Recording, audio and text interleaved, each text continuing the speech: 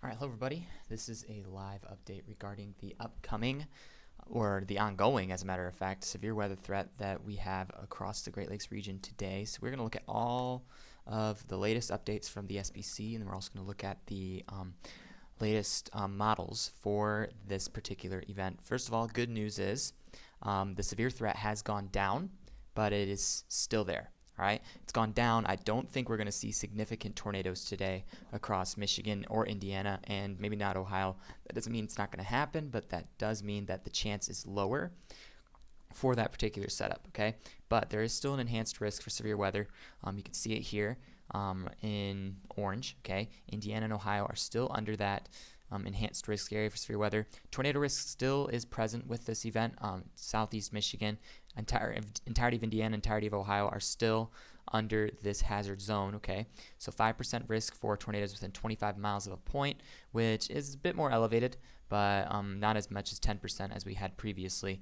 The main reason why this threat has gone down is because the storms that we have been shifting to more of a linear mode. Let's take a look at current radar. Let me make sure that you're all seeing that. All right, here's current radar. I'm starting here in southwest Ohio, but let's go back to the main line of storms that is currently moving through Michigan at the current moment. All right. So here is the line of showers and thunderstorms. And one thing I am noticing with these storms is there's a lot of convection initiating off the front of these storms. And when that happens, that's actually where we will likely see more of our severe weather. These prefrontal pop-up storms that are moving through at the current moment. So those are ongoing across parts of western Indiana, and then you also have these thunderstorms that are moving through Michigan right now. Severe thunderstorm warning does remain in effect for Van Buren, western Kalamazoo, and Allegan counties, and then also this severe thunderstorm moving into Berrien County might also prompt another warning. Not really seeing any rotation as of yet. If you look at the latest, the one place I'm seeing rotation that you might want to pay attention to is right in this region here. Okay, so that's Ionia County, I believe. I might be wrong about that, but just south of Hastings, you do have this this little area of rotation within that cell. I'm not really seeing any other concerning rotation though within this storm setup here. So going down to the southwest though, let's go down to Indiana where that line is also beginning to move into the region. Again, keep in mind it's these prefrontal storms that are likely going to produce the most severe weather, especially if they become supercellular. The environment is there for this particular setup to occur, but as of right now, most of the storms have remained relatively multicellular and linear, which means we may not see as much severe weather as originally anticipated. But this line will likely increase in intensity, especially as the daytime heating continues. Once daytime heating commences, we will begin to see a bit more intensification of these storms. The expectation is that Cape values will reach about 2,000 across parts of Indiana and Ohio today, leading to these storms becoming a bit more intense.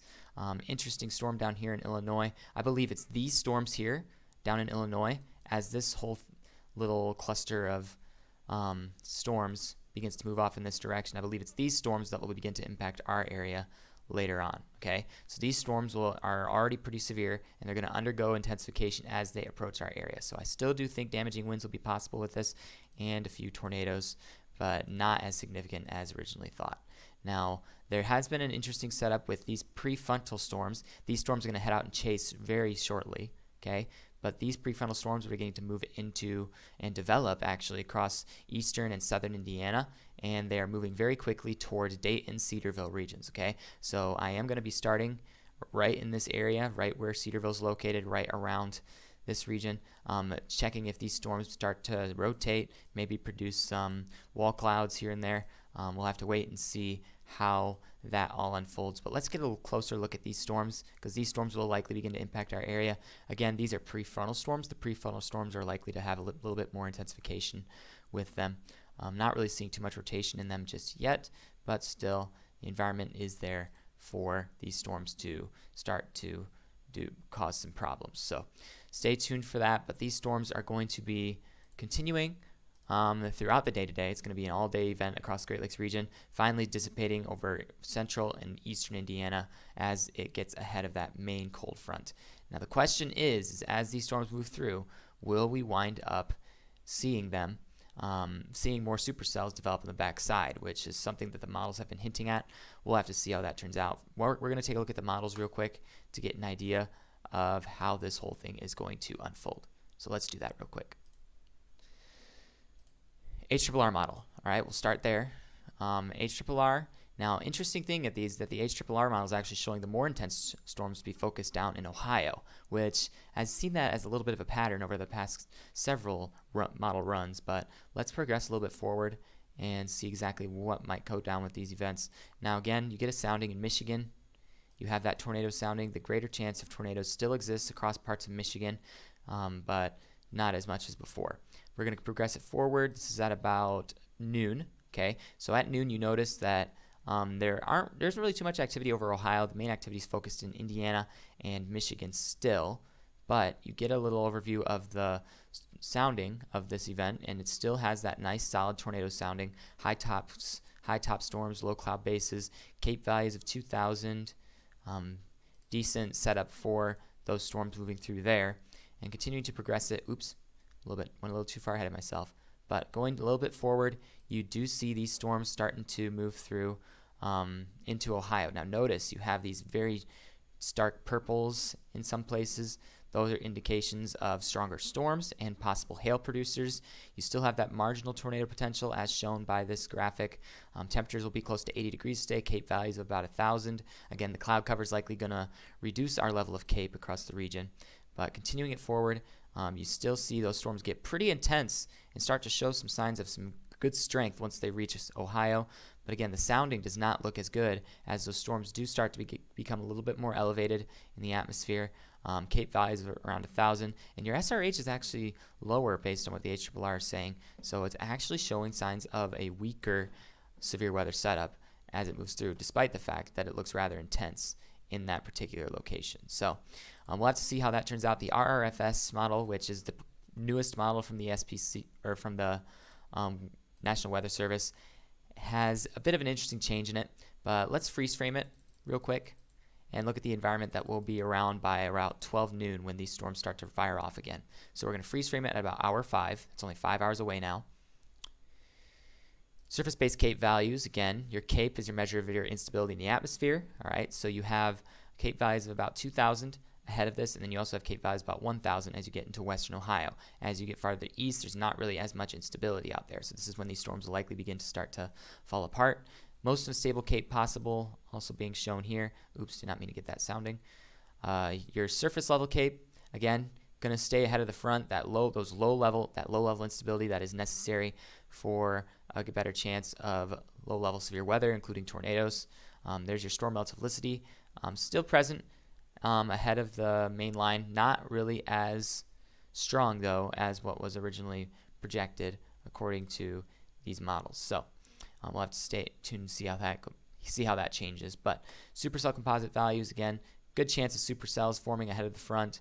The environment's still present. Your significant tornado parameters reach about 3.5 at the highest point, and then also still present across parts of Michigan after those lines of storms move through. Updraft helicity, the probability of where a tornado could possibly land. Any of those places you see that show those updrafts, that's the places we could see possible rotating supercells form and possible for a tornado to drop. Okay, so we watch for that on the updraft helicity charts. So that is all that is currently being shown. Photographs still not as well. We got to go back and see what the photographs look like from back here. Photographs still favorable for tornado development. You can see that arc shape within these different photographs that are taken at random locations. That arc shape is what constitutes a greater tornado threat.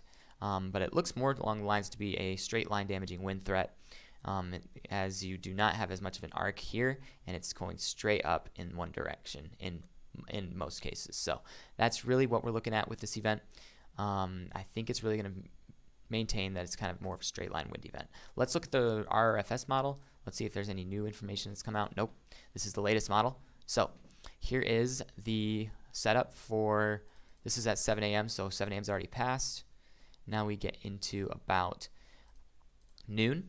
So this is actually projecting that they're going to be moving a little bit faster, and they're already going to be in northern Ohio by noon. Okay, so 12 o'clock, you may have storms already firing around the Van Wert area, just southeast of Fort Wayne. And then by the time we get to 2 p.m., you've got a line of pretty strong thunderstorms pretty much making its way into Dayton at that point. So 2 to 4 p.m. is really when Dayton's going to see this. There's your tornado sounding. Cape values are a bit more elevated on the RRFS.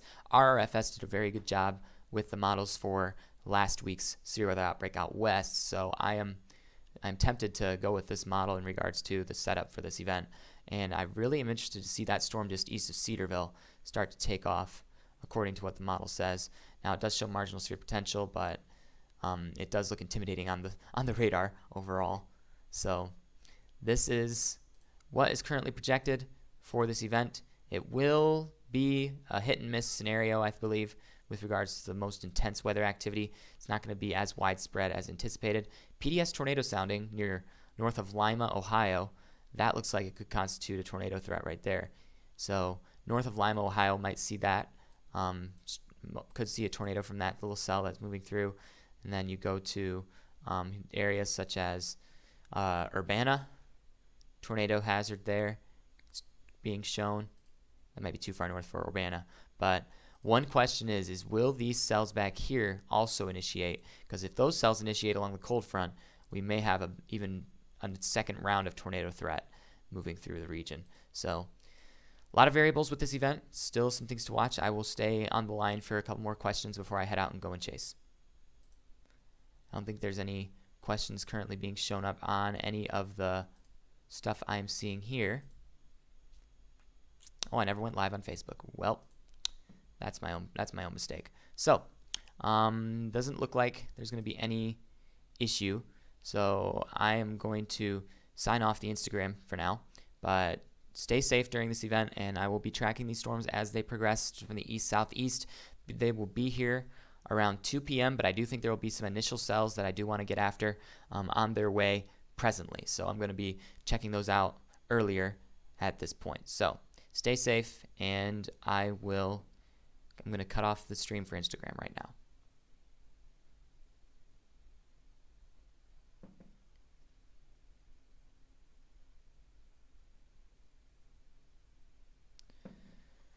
All right, we're still on the other platforms real quick. So I need to go live on Facebook because I messed that up.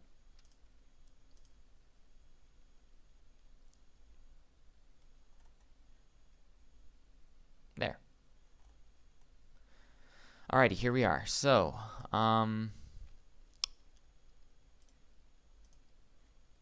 let's pause this graphic here to get a look at the dynamics for this event as we get closer to noon. So we're going to pause it here at about hour 7. All right, so there's our freeze frame. Let's take a look at the CAPE values.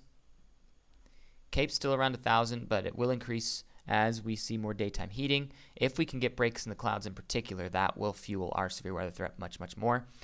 Breaks in the clouds will cause a lift in the atmosphere, so that could contribute to more instability in the atmosphere.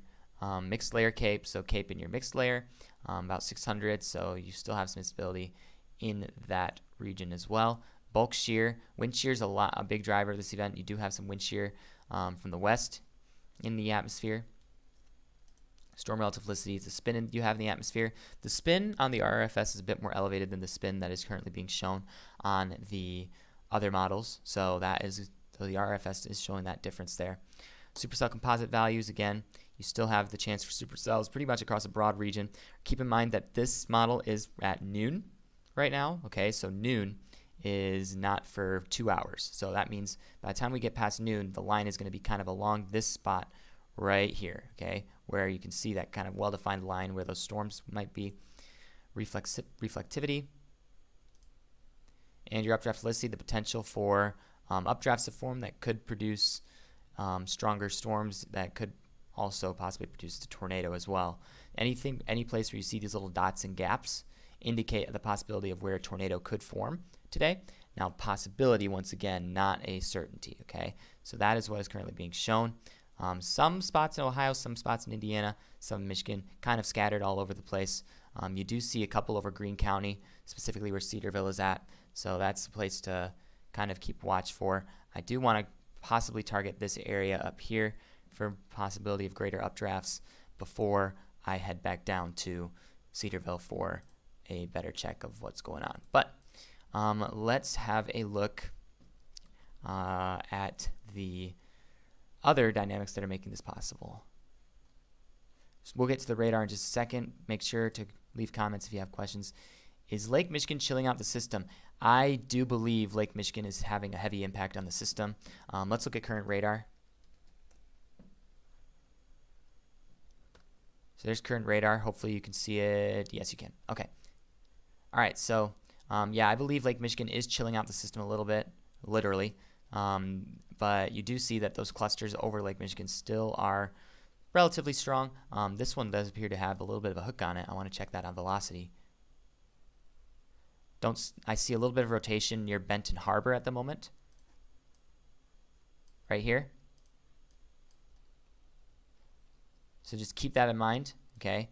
There is a little bit of rotation near Benton Harbor. There might be something to watch out for in that region. Severe thunderstorm warning remaining in effect for Kalamazoo, Allegan counties. Heading to the south, we're going to check those storms out real quick because I'm going to go after those storms relatively quickly.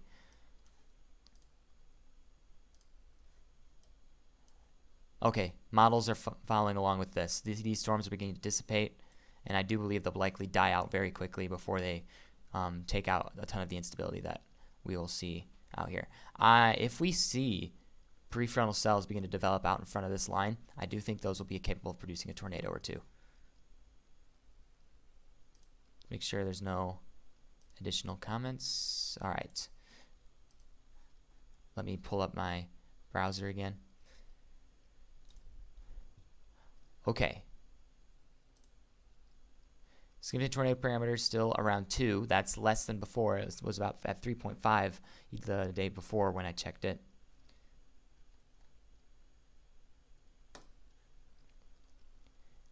You have southerlies at the surface. You have southwesterlies in the mid layer, and then westerlies aloft. That's causing your wind shear, your directional shear that could constitute stronger storms.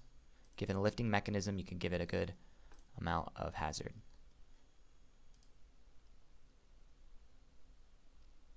Yeah, Pawpaw, you might want to keep track of that one cell. Let's see. Because that cell was rotating, that's heading your way right now.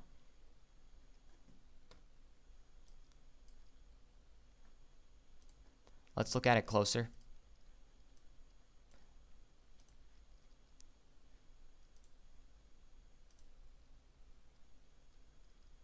It's not loading. There we go. Whoa, that's not helpful, is it? I am seeing those damaging winds, though, that are associated with this one. Pretty intense out there. Let's go back here. Still see some rotation near Pawpaw Lake. You're going to want to keep watch on this storm right here. I do believe it's moving in this direction, though. So it might just get to your north. But there's definitely rotation in that little cell there. No tornado warnings on this yet.